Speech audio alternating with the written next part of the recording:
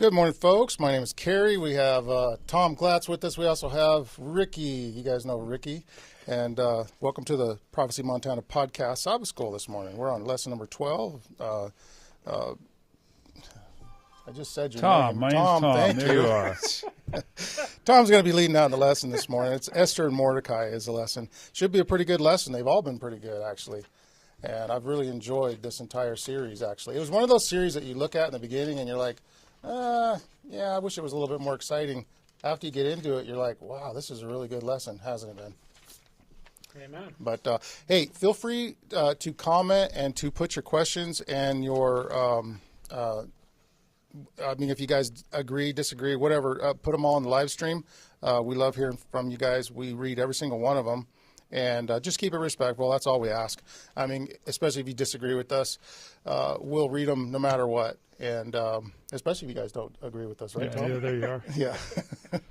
So, all right, with that, we'll hand it over to Tom, and we'll just kind of get this thing going.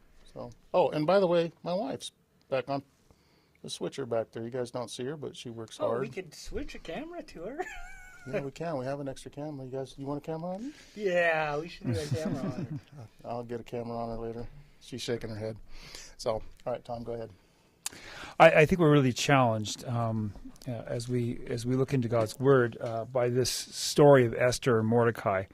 It's the story of a woman who hides her faith because of fear of persecution, which is not a new story. You know, that's a very common story. There's a story of anti-Semitism, which seems to be raising its ugly head again, and the story of how God was able to carry them all through this all. And I'm thrilled with this story. So let me just have a little word of prayer, and then we'll begin. Lord Jesus, thank you so much for this lesson, and I appreciate that your word inspires us for good. In Jesus' name, amen. Well, let's take a look at this. We're going to be in the book of Esther and looking at Daniel too, just to get the idea of what it's like to live in a foreign country. Anybody here ever lived in a foreign country before? No, not me. Nope. I don't know if Canada helps. Yeah, I guess that's a foreign country, right? I don't know, boy. You don't notice a thing when you cross that border. You know? It looks all the same? It's all the same. Okay. I spent 3 months in Israel studying there, studying archaeology, and I spent 3 months in Peru. Those were foreign countries. Those were definitely different for me to experience. Did you say Daniel chapter 2 is where we're headed? We're going to be looking at Daniel chapter 1. Daniel chapter 1, okay. And it's the story that you recognize. Here we have Daniel going into a place of different from his own. So Daniel grows up in Israel. Now, Israel is not just a state; it's a Jewish state, and it's what we might call a theocracy. You know what that term theocracy means? It means it's governed by God, and we have theocracies today. Can you guys think of any theocracies out there? Probably in the Islamic world. Yes. I would say, yeah. Yeah. Christianity has abandoned theocracies. They don't believe that that's it doesn't allow for minorities. You know. So that would be kind of like a church and state together, right? Yeah. That's a theocracy. And so, Ricky, are you there? It's a long reading. Daniel 1 through 12, chapter 1 through 12. All right. In the third year of the reign of Jehoiakim, king of Judah, came Nebuchadnezzar, king of Babylon, into Jerusalem and besieged it. And the Lord gave Jehoiakim, king of Judah, into his hands, with part of the vessels of the house of God, which he carried into the land of Shinar, to the house of his God. And he brought the vessels into the treasure house of his God. And the king spoke unto Aspenaz, the master of his eunuchs, that he should bring certain of the children of Israel, and of the king's seed, and of the princes, children in whom was no blemish, but well favored, and skillful in all wisdom, cutting in knowledge, understanding science, and such as had abilities in them to stand in the king's palace, and whom they might teach the learning and the tongue of the Chaldeans. And the king appointed them a daily provision of the king's meat, and of the wine which he drank, so nourishing them 3 years, that at the end thereof they might stand before the king. Now among these were the children of Judah, Daniel, Hananiah, Mishael, and Azariah, unto whom the princes of the eunuchs gave names. For he gave unto Daniel the name of Belshazzar, and to Hananiah of Shadrach, and to Mishael,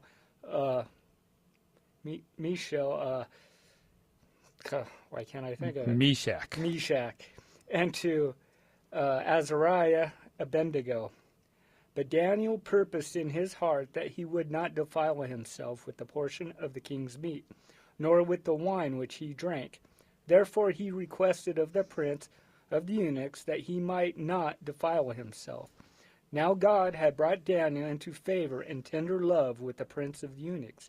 And the prince of the eunuchs said unto Daniel, I fear my lord the king, who hath appointed your meat and your drink.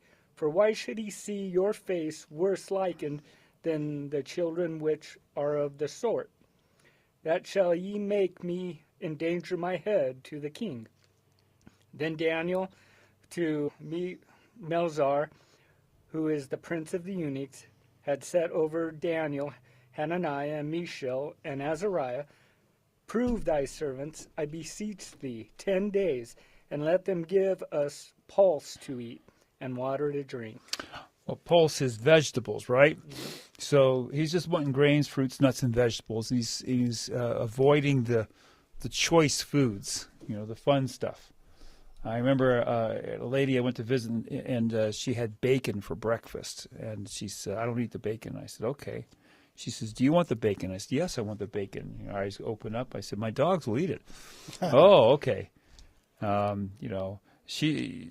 Daniel and his friends decided to just skip that. And wasn't also like their probably offerings made to their gods as well? Yeah. And so there's a combination of reasons why they would want to choose that. So there's two types of people who enter a foreign country. I'm not talking about those who enter it, willingly. I'm talking about people who enter under duress. Like a refugee type situation. You have those who are captives. Or captives, yeah. And those who are refugees. Yeah. And when we look at the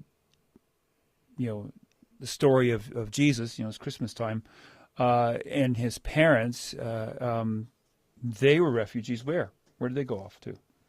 Egypt. Egypt, yeah. And why were they refugees? Because they in fear of the king to kill Jesus. Yeah. He was seeking to kill Jesus. So they were refugees. Now here, this is not the case of a refugee. This is a case of a captive. And Daniel and his friends are captives. Mm-hmm. Now, why would the King Nebuchadnezzar bring them in to the court like that? Why not just put them in slavery? Well, he was okay. So I think some of this had to do with the culture of the times, because they were always seeking for more technology, basically, right? And so when they would conquer nations, they would always find amongst the people, I don't know what kind of tests or trials they'd put them through, but they would discover who were the wise people, or who were the scholars, and who were the probably the people that made arms. All of these different individuals were brought in to extract from them whatever information that they could. I believe they were brought in to convert them over to paganism. Yeah, and I think, Ricky, you got a point there in verse 4. I'm looking halfway through. Who had ability to serve in the king's palace, and whom they might teach the language and literature of the Chaldeans. So we saw the Romans do this with the Germanic tribes. They took they would have a treaty, and then they would take sons of the chief. They would take a son of the chief and take him down to Rome and train him, and then that son would go back to his own people and teach them the ways of Rome, and so that the Germanic tribes became Romans. You know. Hey Tom, do you know what and Azariah? Do you know their biblical names by chance? I mean, the meanings, because we know that Daniel is God is our judge, Right. and I forget the other ones.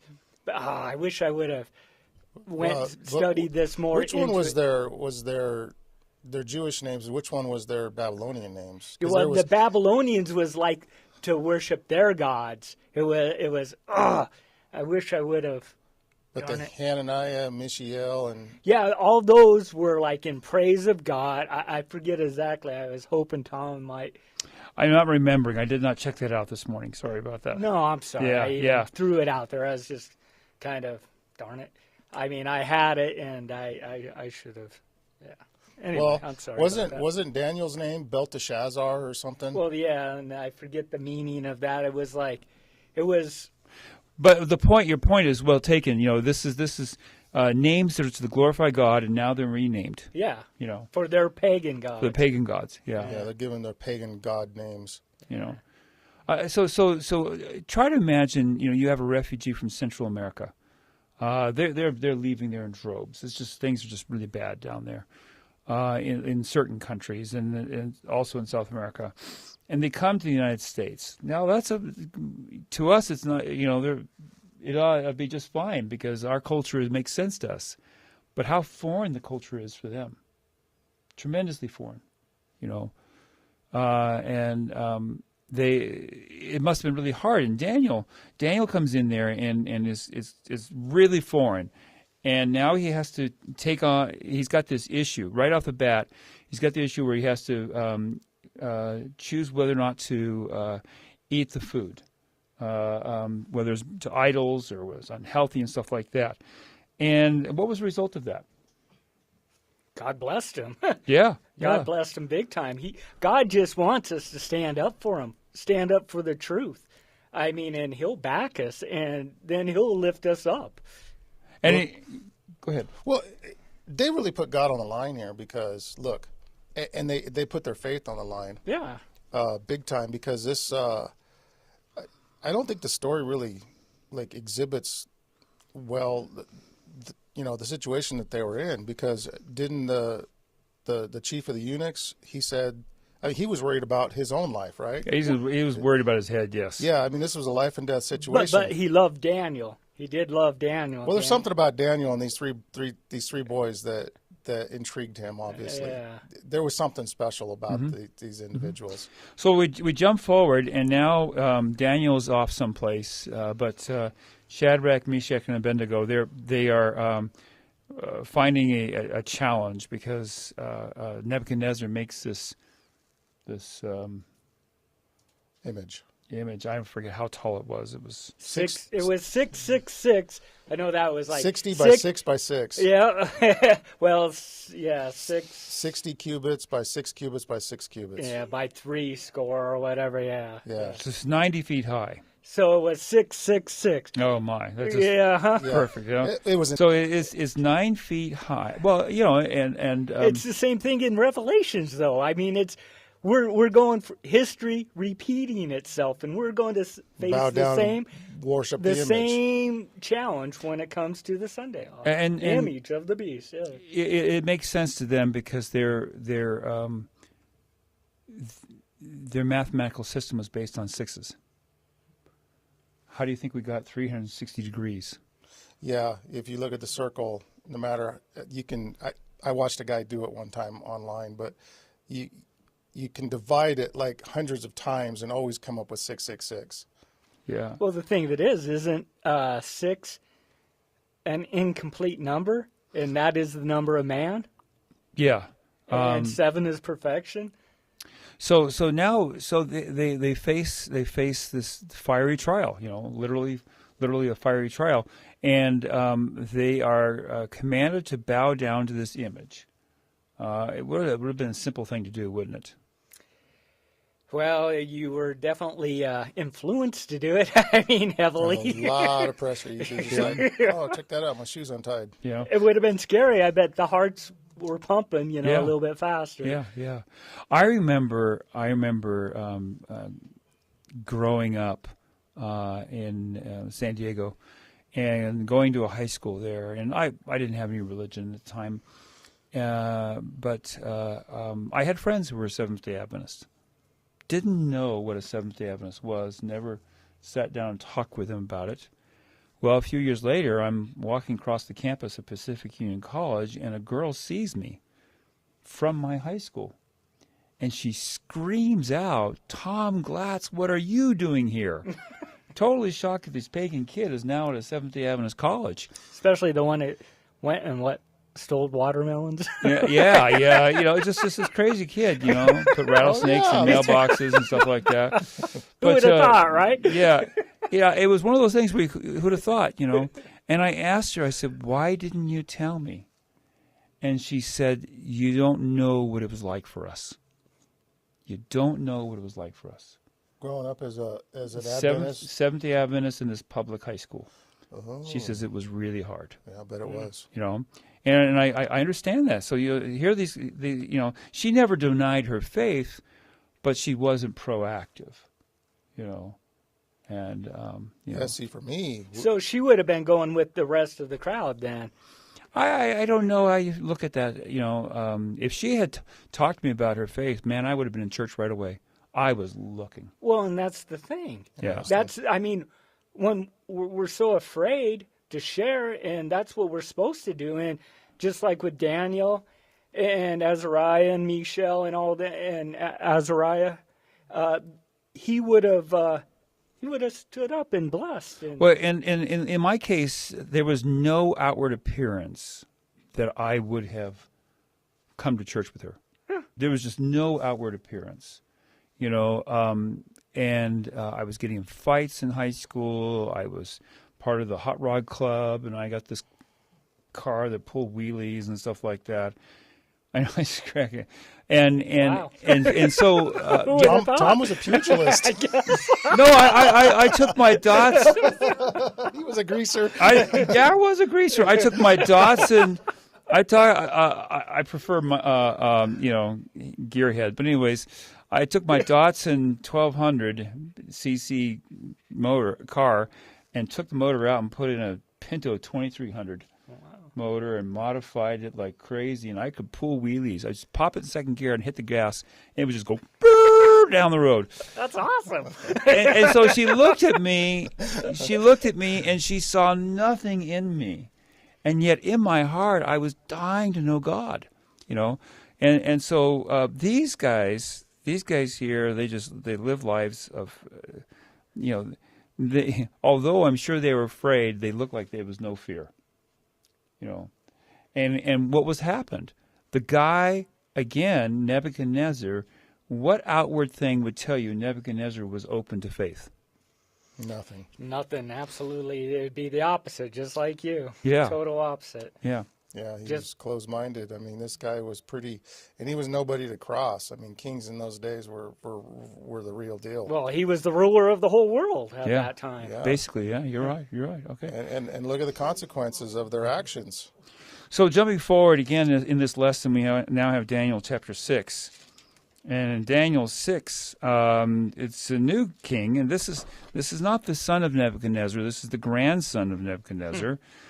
His father is off on some spiritual journey. The kingdom is falling apart because, Nebuchadnezzar's son is off on a spiritual journey someplace, and His father is?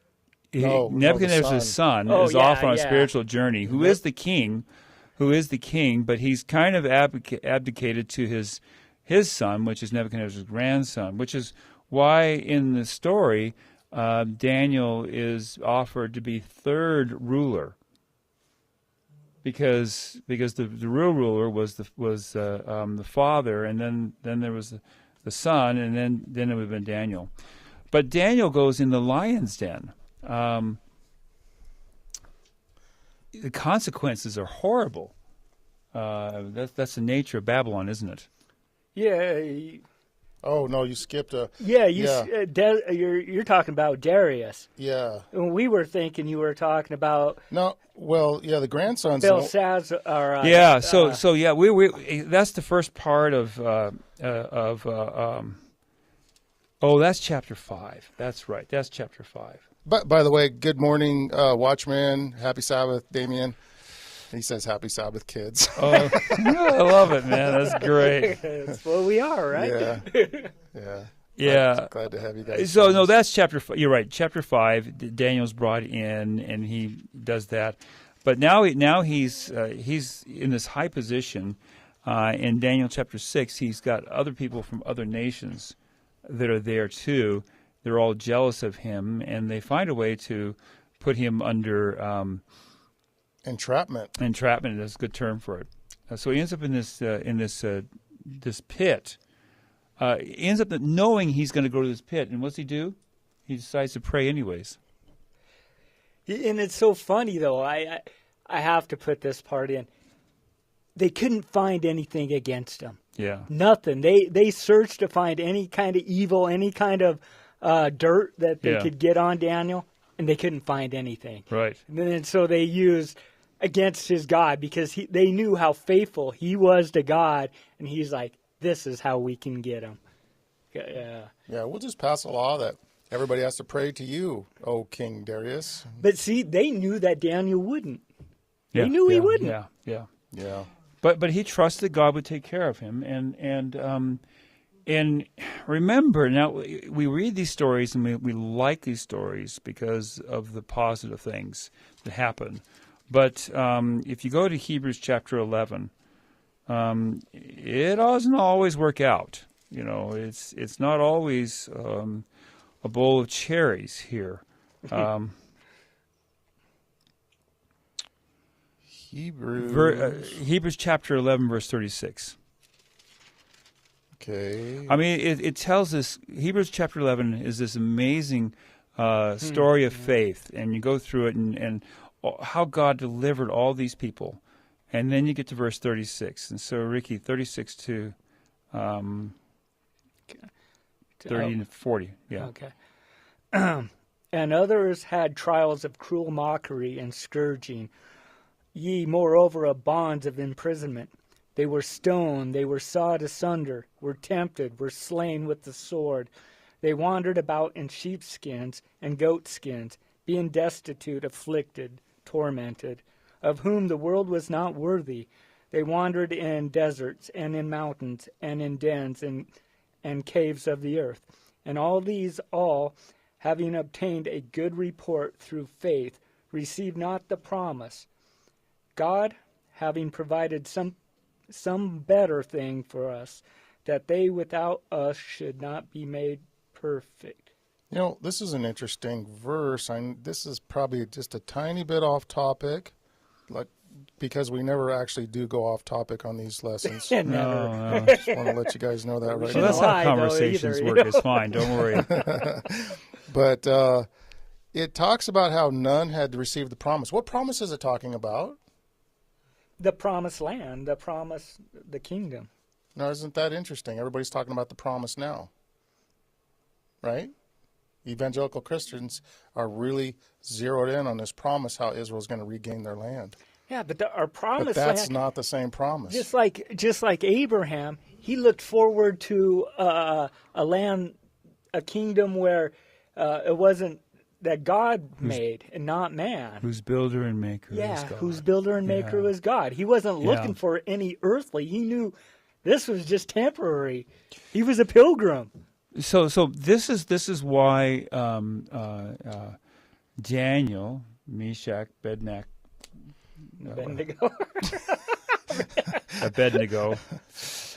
This is how they made it through. Is Ricky rubbing off on you? Yeah, no, that's great. This is how they made it through. They made it through because they were looking beyond the physical structures of life. They saw something better. I remember when I took my training to be a hospice chaplain, and you're dealing with the dying, and they talked about how, your world gets smaller and smaller. You're not going outside as much anymore. You're stuck inside the house, and then, you're basically stuck in the living room, or then you're basically stuck in your bedroom, and you never venture out past your bedroom. And the physical world gets smaller and smaller, and the spiritual world gets larger and larger. And these people, they saw their lives as dead already, and that's why the spiritual world was so big in their lives. It's pretty amazing, these people that we find here. Well, and it's interesting too that under persecution, that's when the that's when the sifting happens. That's when the true people of God shine the brightest. But how do you know that you're going to become that faithful servant in those times? We just have to keep our eyes on Jesus continually, because we could be like Peter when he was actually walking on the water, and as when he had his eyes on Jesus, he was walking on the water, and as soon as he looked over to see the storm, he sank. So even through the storm, we have to just keep our eyes fixed on Jesus. But even when he fell as a human, what was the result? He goes, "Help me, Lord!" And Jesus reached in and grabbed him and pulled him out. So ultimately, he had the faith in the right person. Yes. You got to have your faith in the right person. It really ultimately is God who takes care of us. Peter is the epitome of every one of us. I love Peter. I do. I love Peter. I really do. It's something that like would happen to me too. Here I'd be, not saying that I have the faith to walk on water. That's not where I'm going with this. But, here's Peter walking on the water, and all of a sudden he starts to sink. I can relate to that. I can relate to that part. And then he cries out to Jesus, and Jesus takes him by the hand. Lord. The solution is always Jesus. And how many times have we sank? How many? I mean. Yeah. So if you're sinking, have your faith in the right person. Yeah. It's not what you know, it's who you know. So let's take a look in Esther. Or can we find it in our book of Esther? This is over before the book of Psalms. Excellent story here. He is, I love the story of Queen Vashti. She is asked to do something that she was... Chapter 1? Yeah, bothered by.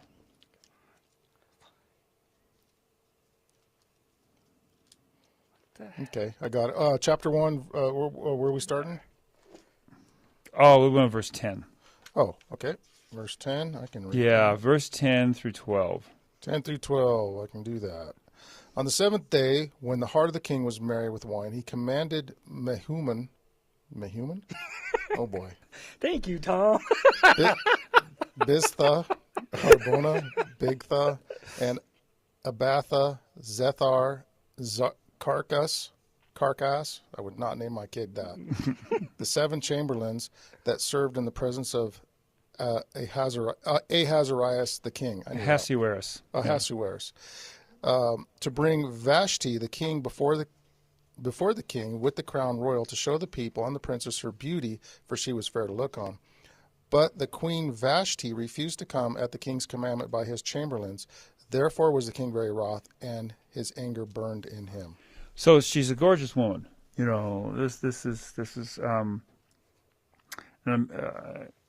She's picked for her beauty. Why do you think she refused?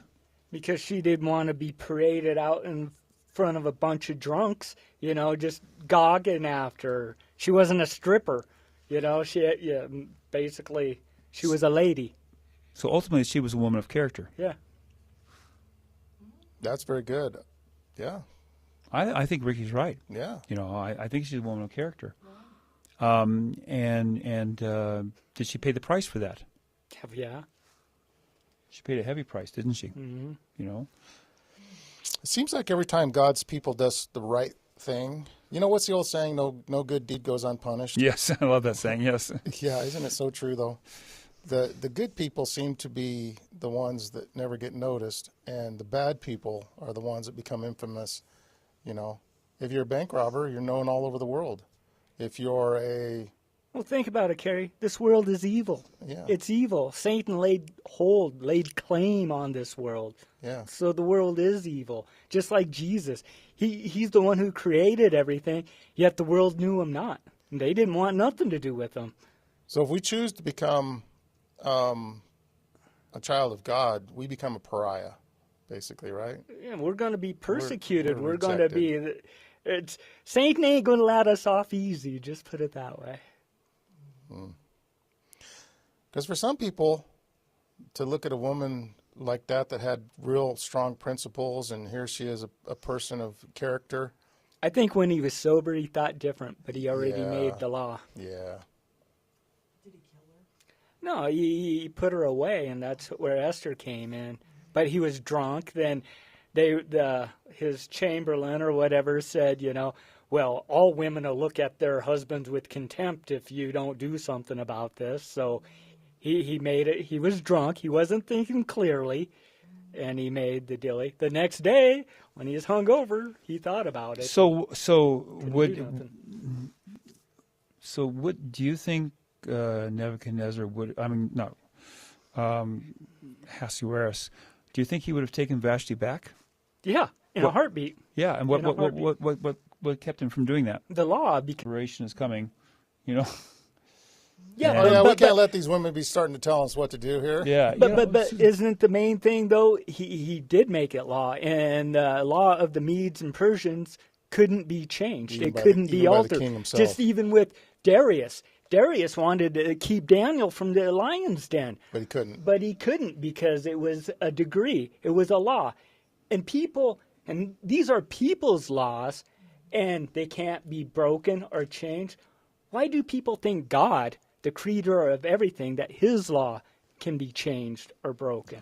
So they decide that they're going to have this this beauty pageant, and it's a disgusting pageant because the king most likely slept with every one of these women, and Esther is pulled into it, and I've always struggled over, God, why would you allow her to be in this, but she did it, Yeah, it seems like God uses circumstances that we find ourselves in, and he, what does it say? All things work together for the good, for those who love the Lord.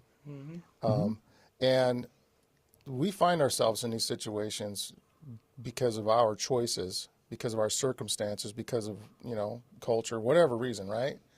But God can fix it. God can make it into something that's beneficial. Well, think about Joseph. Look what happened to him. It wasn't fair what happened to him. And what his brothers did to him, it was evil. Their intentions were evil. But God was able to use it. And it was according to God's ways to make something good. And it does seem like God's people are always on the unfair end of the stick, at least in the beginning. Yeah. Like Desmond Doss. When he was going through boot camp, that guy was... oh my. He was tortured. Yeah. He was absolutely tortured for his belief. And it And wasn't... look at how God blessed him and stood behind him. It The wasn't- snipers couldn't even get him because their guns kept on jamming.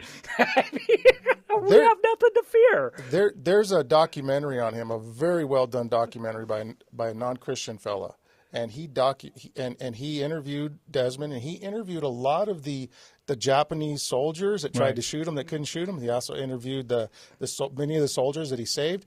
These soldiers were so brokenhearted by that man. I mean, you could tell they knew they had really wronged him, and here he's dragging them to safety and patching them up. How bad they where felt. all the other medics would have left these guys behind. I'll teach you. Yeah. Well, not just that, but some of these guys were so badly wounded. It's like, we got to pass this guy. We can't waste a litter on this guy. He's too far gone. Yeah. We're going to go to the next guy that's not wounded so bad. I mean, that was their training. It was triage, yeah. But not with Desmond. He was going to get them all. Just one more. Just one more. So now we're in Esther chapter 2, and we're going to need verses 1 through 9. And this is the introduction of Esther into this, in today's standards, a bizarre story. Okay, from when to when? 1 through 9, chapter 2. Oh, hang on. Chapter 2, you say. There it is. After these things, when the wrath of King Ahasuerus was appeased, he remembered Vashti, and what she had done, and what was decreed against her. Then said the king's servant that ministered unto him, Let therefore be fair young virgins sought for the king, and let the king appoint of officers in all the providences of his kingdom, that they may gather together all the fair young virgins unto Susan, the palace, to the house of the women, unto the custody of Haggai, king's chamberlain, keeper of the women, and let their things be purification be given them, and let the maiden which pleaseth the king be queen instead of Vashti. And the thing pleased the king, and he did so. Now in Susan the palace there was a certain Jew whose name was Mordecai, the son of Zar, the son of Shimei, the son of Kish, a Benjamite, who had been carried away from Jerusalem with the captivity which had been carried away, which Jehoiakim, king of Judah, whom Nebuchadnezzar, the king of Babylon, had carried away. And he brought up Hadassah, that is Esther, his uncle's daughter, for she had neither father nor mother, and the maid was fair and beautiful, whom Mordecai, when her father and mother were dead, took for his own daughter. So it came to pass, when the king's commandment and his decree was heard, and when many maidens were gathered together unto Susan the palace, to the custody of Haggai, that Esther was brought also unto the king's house, to the custody of Haggai, keeper of the women. And the maiden pleased him, and she obtained kindness of him, and he speedily gave her things for purification, which such things also belonged to her, and 7 maidens which were meant to be given her out of the king's house, and he preferred her and her maids unto the best place of the house of the women. So what kind of similarities do you see in this story here, the introduction of Esther and the introduction of Daniel and his friends? Yeah, very similar. By the way, Watchman says the examples were built for all the future. Okay. Amen. Yes. Yeah. So they were both basically in a foreign place, a foreign country. I mean, Yeah. This is all different to them. I mean, it's entirely. Neither one of them are there by choice. And it's also everything's contrary to everything that they had prior. And they both ended up in the kingdom too, though, in the palace. But before meeting the king, what happened to both of them? No. Well, no. In before Esther meets the king, and before Daniel and his friends meet the king, there's a little thing that happens. The purification? Well, no, I'm talking about the there's a servant that's put in charge of them. Oh yeah, Haggai. Oh yeah. Then the other one who loved Daniel and then Haggai Yeah, So God puts in their hearts a favor for They his gain people. favor of this servant who was put in charge of them. You know, and that really tells you a lot to Christians today. You know, if you really want influence, if you want to advance the kingdom of God, you need to live a life and be of such person of character that those in influence will notice you and will make your life, make it easier for your faith to be exercised. You know, Esther, this guy. Well, even with Joseph, all through Joseph, he was favored as well. Yeah. Because they saw something in him. Mm-hmm. They saw something in Joseph. They saw something in Esther. They saw something in Daniel and his friends. It wasn't just like, okay, God, I believe in you. I may be a jerk, but I believe in you, and I expect you to take care of me. They seen God. Yeah. They seen God in him. But there was also something else. I mean, there was the trial that all these people went through as well. it wasn't so much that God just opened up this way prior to. I mean, they had to. They had to be proven. They had to be tested. Yeah. Just like the church, just like we're all going to be proven and tested as well to find out what metal we are. So yeah. Oh, the root of Esther is she was Jewish and she kept a secret. Oh yeah. You know, and notice That's what her name means. Well, he's talking about verse 10. He's talking about verse 10.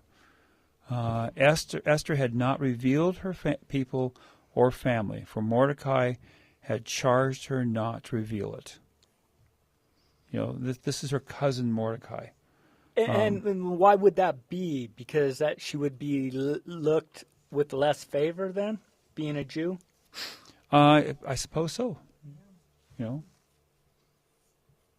I mean, there was a joke about this. This Jewish man meets God, and he's having a conversation with God, and he says, "God," he says, "you have chosen the Jewish nation." God says, "Yes."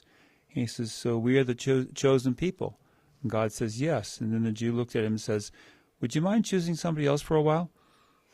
You know, being a Jew was not always because a blessing. You know, but it was because they always were the tail when they were supposed to be the head. If they would have went by God and by His commandments in all His ways and didn't fall into being like the rest of the world, the people would have looked to them and they would have seen God just like He did with the people, with Joseph, with Daniel, and they would have seen God working with them and in them, and how many would have been converted? The whole Jewish race in the Bible, because that's really all it talks about, is Israel from beginning to end. Well, there was no Israel in Genesis, with Adam and Eve and Abraham. I mean, of course it came later, but it really exemplifies the whole human race, and really what's wrong with the whole human race. It's not just just the Jewish people. It's us. It's everybody. It's all of humanity.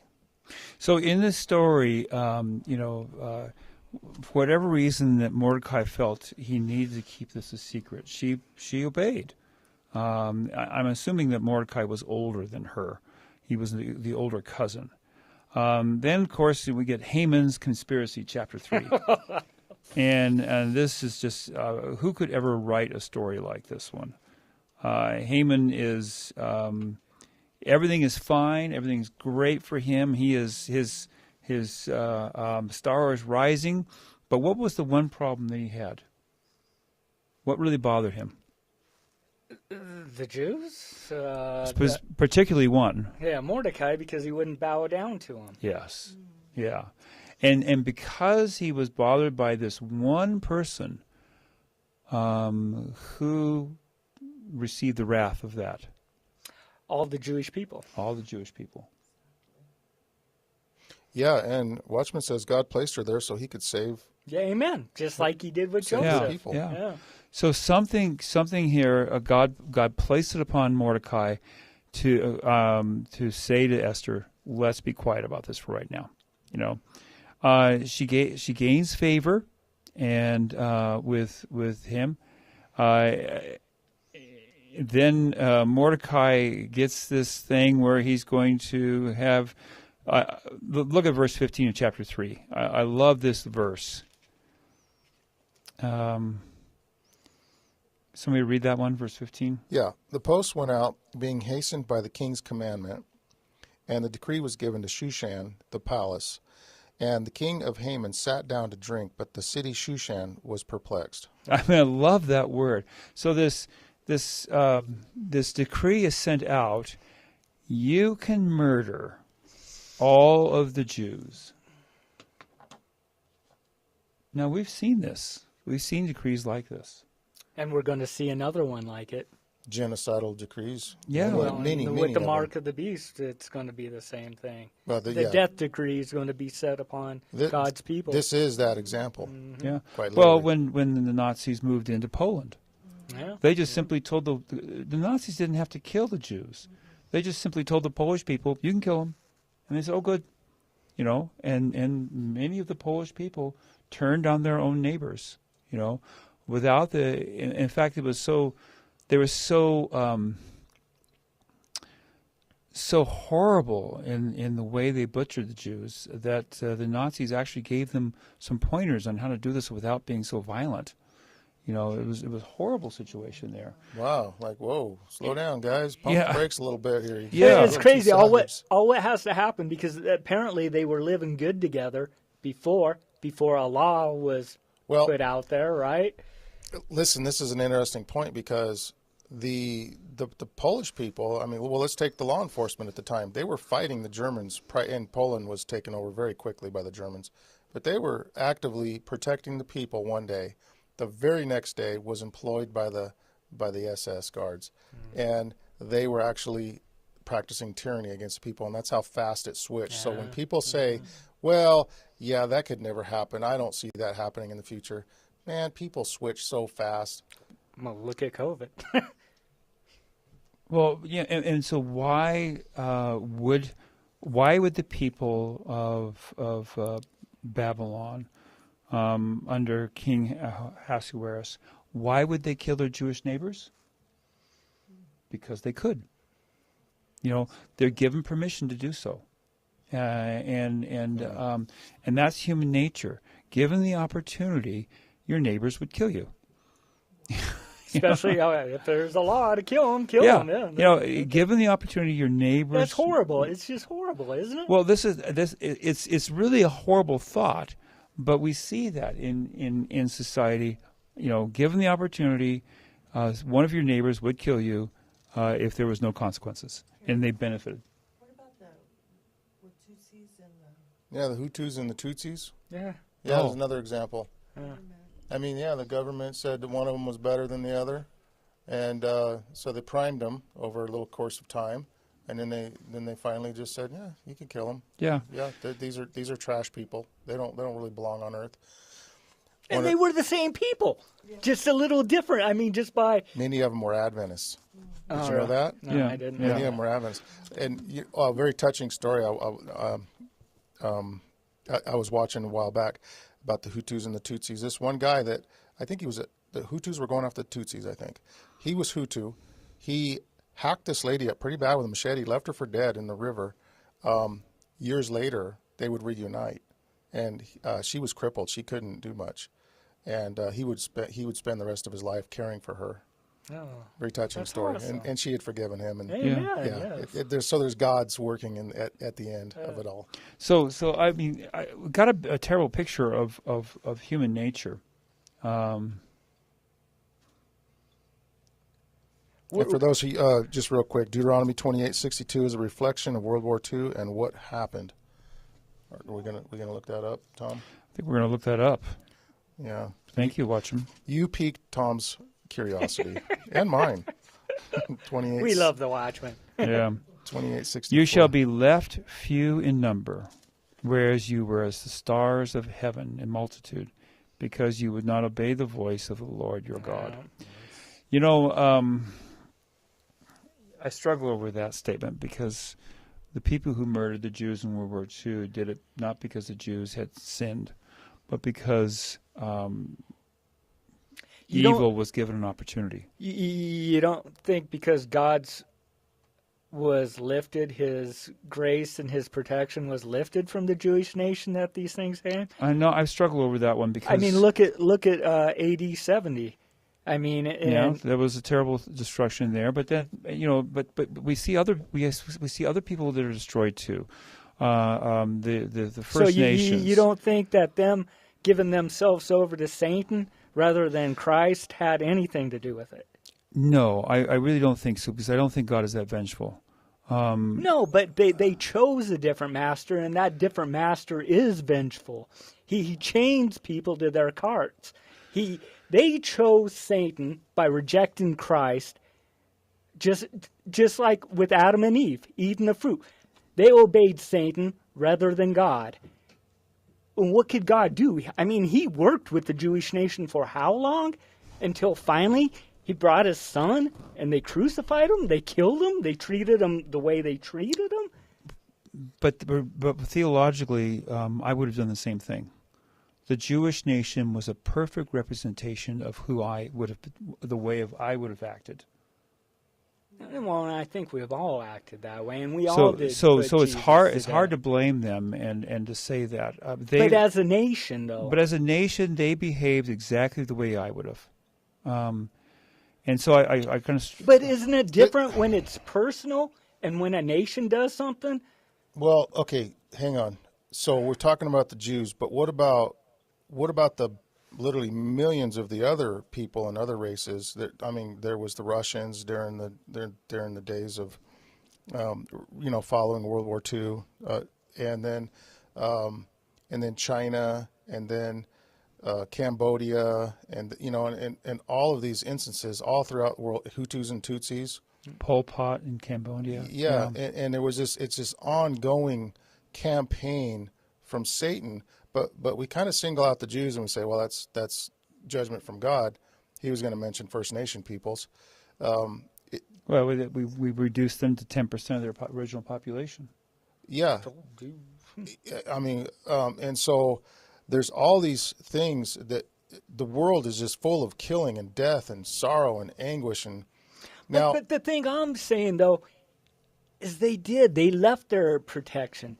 They left the wing, they got out from under the wing of Jesus, and they chose Satan's wing to be under.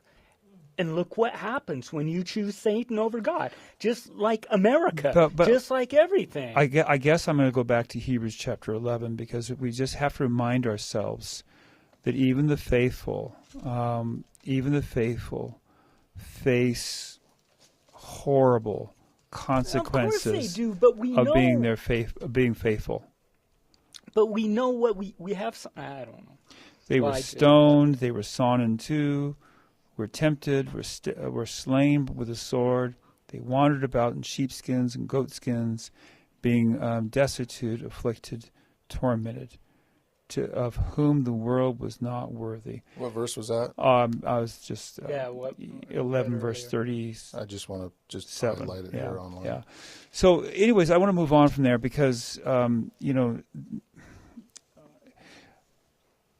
we have here a case where Esther, the Jewish nation, is now facing being obliterated within the community they are now living. And they're facing annihilation. And what do? They turn to God. They turn to Yes. God. They turn to God. And they're this woman who chose to be faithful, and she uses her influence over the king to gain a victory for the people. Haman is hanged on the very gallows he's built. I just love this story. It's so awesome. Unbelievable. That story is just, you can read it and laugh every time. People talk about karma. That would be karma. Oh my. He reaped what he sowed. Yes, he did. Didn't he build those gallows or Yes, something? he did. Yeah, he built the gallows, and then he's hung on them. For Malachi, but then that day, the king asked about what would you do for, came to him and was like, what should I do for a man I want to honor? And Haman thought he was talking about him and said, have him take out the best horse. The horse the king has ridden. Yeah, and his clothes, and put it on him. Make him king for a day. And have the highest servant escort the horse around. I'm going to read you Esther, awesome. Esther chapter 7, verse 8. Now, Haman is really in trouble here. Esther has, in verse 6, accused him, and Esther said, the adversary and enemy is the wicked Haman. So Haman was terrified before the king and queen. And the king arose in his wrath from the banquet of wine and went into the palace garden. Now, I find this very interesting. I think Esther's had some influence on him. Because with Queen Vashti, he just gets angry and sends her off. He's Here, also drunk. He knows he's angry, so instead of acting in wrath in the moment, he goes off into the garden to think. I find this very interesting. He's a different man than what we've seen before. I would credit Queen Esther as being involved in that. Learn by his mistakes. But Haman doesn't know what to do, so he goes, verse 7, but Haman stood before Queen Esther, pleading for his life, for he saw that the evil was determined against him by the king. When the king returned from the palace garden to the place of the banquet of the wine, Haman had fallen across the couch where Esther was. Oh, my. And the king said, will he also assault the queen while I'm in the house? As the word left the king's mouth, they covered Haman's face. Now, here's this unbelievable part. Ricky, read verse 9, okay?